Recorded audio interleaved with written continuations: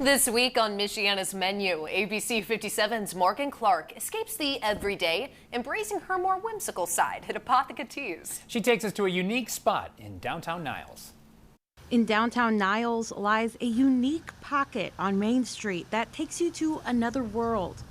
Here at Apothica Teas, you don't need to take etiquette classes for your afternoon tea. No, they keep things as weird as this little peacock, as weird as the decor and iguana behind me, because at the end of the day, all tea is wet leaves, according to Laura Hollister, the proprietress of Apothica Teas, of course. You don't have to be a huge tea drinker. We are not pretentious about our tea. We have very good quality, but we're not pretentious about it. When it comes down to it, it's wet leaf juice. When you walk into Apothica Teas, you enter the apothecary, which looks a lot like a somehow futuristic but also old 19th century apothecary. Although instead of medicine behind the counter, the jars are full of tea leaves.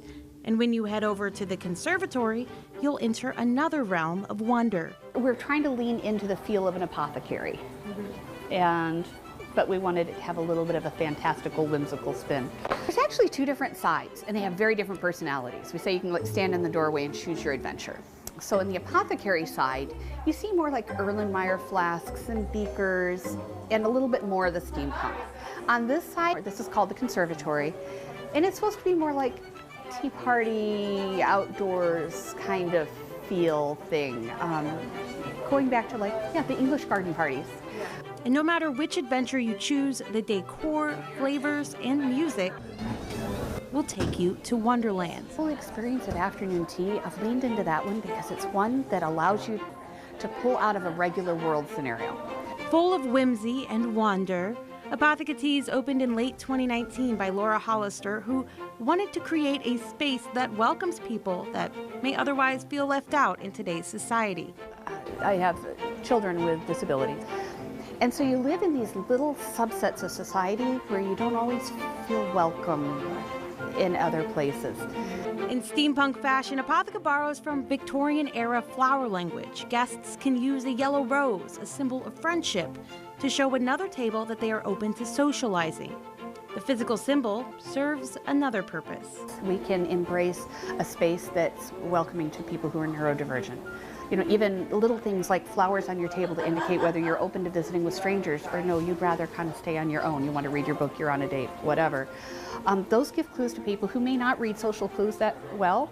After COVID shutdowns and a slow reopening, Apothica Teas is a place where people can socialize offline.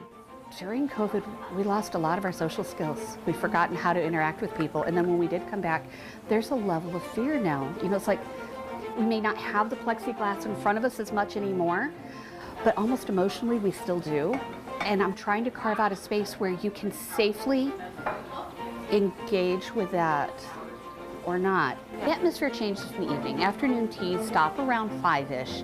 And then we tend to see more table games, larger crowds of people that want to just sit and hang out. And you'll see people interacting in a way that you just don't normally.